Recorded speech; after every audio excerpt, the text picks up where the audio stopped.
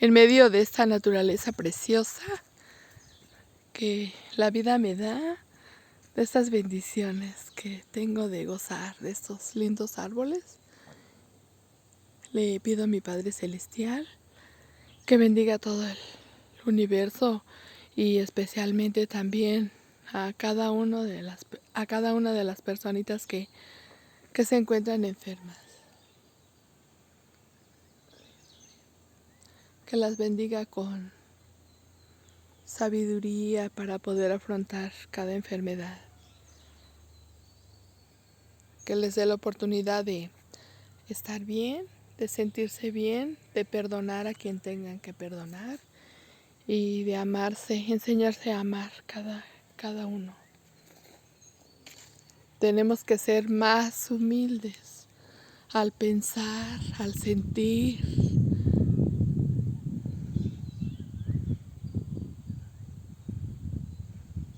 Qué árbol tan frondoso. No sé cuántos años tenga, pero yo tengo 67 y este árbol ya estaba, tal vez tenga 100, 200, 300, no sé, como decía Cepillín, pero este árbol me vio crecer, me vio nacer, me vio crecer y aquí estoy. Aquí estoy, en la sombra de este árbol tan hermoso.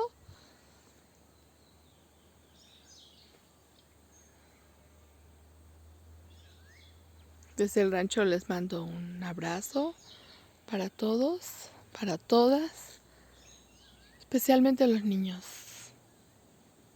que sufren la separación de los padres por circunstancias que solo tú sabes, Padre Eterno.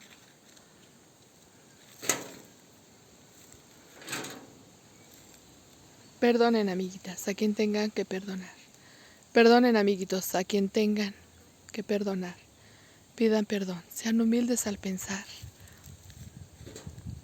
Sean agradecidos con sus padres, con todo. Con todo. Porque tenemos trabajo, porque tenemos salud y también los que estamos pasando por algún problema. También por problemas. Hoy, 27 de abril.